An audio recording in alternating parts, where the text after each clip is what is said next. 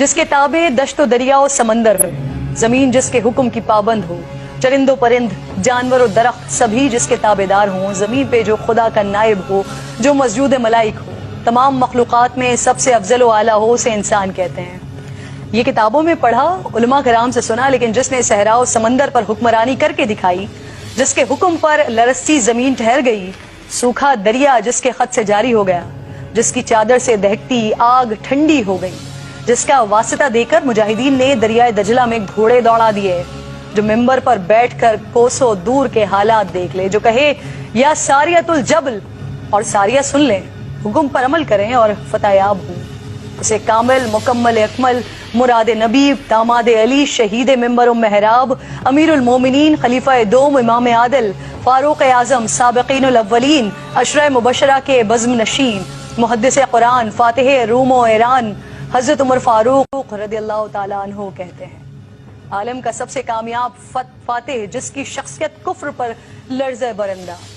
آج اس عظیم شخصیت کی شہادت کا دن ہے۔ ان کی زندگی ایسی کہ خود رسول خدا نے دامن دعا پھیلا کر مانگا، شہادت حق کی گواہی ایسی کہ فرشتوں نے بھی جشن منایا۔ آپ وہ صحافی جس نے سب سے پہلے اعلانیہ اسلام قبول کیا، آپ ہی کے قبول اسلام پر پہلی بار مسلمانوں نے اعلانیہ نماز ادا کی، آپ نے اعلانیہ ہجرت فرمائی، طواف کعبہ کیا اور کفار کو چیلنج دیا کہ یہ مت سوچنا کہ عمر چھپ گیا ہے یا بھاگ گیا ہے، میں ہجرت کر رہا ہوں، جسے اپنے بچے یتیم اور بیوی کو بیوہ کروانا ہو وہ آ کر مجھے روک لے۔ آپ نے جب اقتدار سنبھالا تو اعلان فرما دیا کہ میری جو بات بھی قابل اعتراض ہو مجھے اس پر سر عام ٹوک دیا جائے۔ آپ نے 22 لاکھ مربع میل پر حکومت، آپ نے ریاست مدینہ کو ریاست کی شکل دی، بیت المال قائم کیا، عدالتیں بنائیں، قاضی مقرر کیے، فوجی دفاتر ترتیب دیے، فوجی چھاونیاں قائم کی، جیل خانہ جات اور پولیس کا محکمہ بنایا، مردم شماری کروائی، ملک کی پیمائش کا قاعدہ جاری کیا، نہریں کھدوائیں، رضاکاروں کی تنخواہیں مقرر کی، کوفہ و بصرہ اور قاہرہ جیسے شہر آباد کروائے۔ آج ہمارے حکمران کسی ایک منصوبے کا سنگ بنیاد رکھ دیں تو کریڈٹ لیتے نہیں تھکتے ہیں، لیکن حضرت عمر فاروق رضی اللہ تعالیٰ عنہ نے بغیر کسی ستائش کے کام انجام دیے۔ آج ہم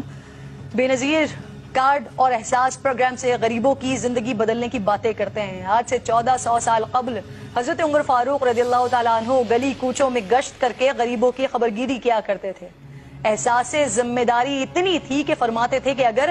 فرات کے کنارے کتا بھی پیاس سے مر جائے تو اس کی جواب دہی مجھ سے ہوگی۔ آج توشہ خانہ اور لندن کی منی ٹریل مانگنے پر حکمران غصے میں آ جاتے ہیں،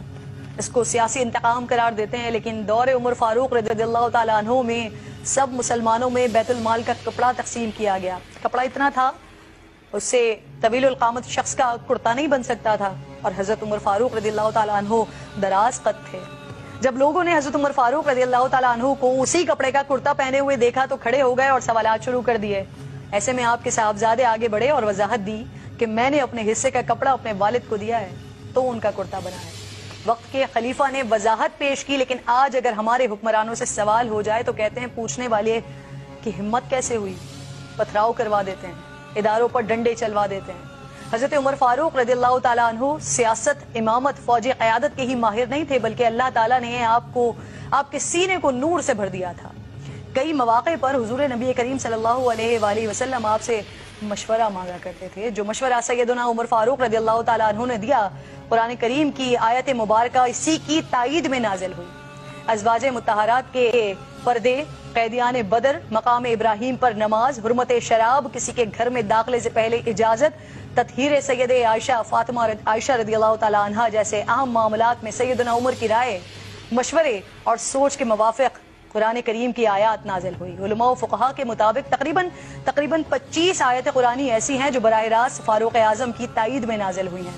جہاں آپ منافقین کے لیے جلالی تھے وہاں مومنین کے لیے درد مند تھے۔ جس سال عرب میں قحط پڑا تو آپ نے قسم کھائی کہ گوشت یا کوئی اور لذیذ چیز نہیں کھائیں گے، یہاں تک کہ قحط ختم ہو گیا اور پھر خوشحالی آ گئی، لیکن آپ نے پھر بھی یہ چیزیں صرف یہ سوچ کر نہیں کھائیں کہ کہیں ایسا نہ ہو کہ میں تو کھاؤں اور میری رعایا میں سے کسی کو یہ نصیب نہ ہو۔ واللہ کاش کے نام عمر استعمال کر کے حکمرانی کا تاج حاصل کرنے کے خواہش مند ان کی زندگی کے صرف ایک پہلو پر بھی عمل کر لیں تو پاکستان کا نظام تبدیل ہو جائے۔ آج نہیں تو کل یقیناً ایسا ہوگا۔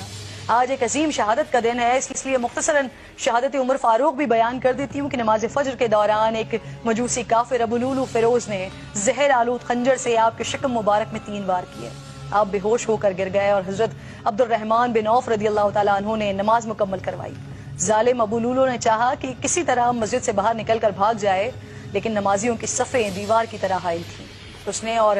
صحابیوں کو زخمی کرنا شروع کر دیا۔ 13 صحابی زخمی ہوئے، جن میں سے 7 شہید ہو گئے۔ اتنے میں نماز ختم ہو گئی اور ابو لولو پکڑا گیا۔ جب اس نے دیکھا کہ میں گرفتار ہو گیا تو اسی خنجر سے اس نے اپنے آپ کو بھی ہلاک کر لیا۔ اور اس کے بعد جو حضرت عمر فاروق رضی اللہ تعالیٰ عنہ نے صحابہ کرام سے گفتگو کی اور جس طرح سے وہ پریشان تھے، جس طرح سے وہ رو رہے تھے کہ جب وہ اللہ رب الجلال کے حضور حاضر ہوں گے تو وہ کیا جواب دیں گے اپنی رعایا کے لیے، یہ بھی ایک اپنی تاریخ کا بہت بڑا واقعہ ہے۔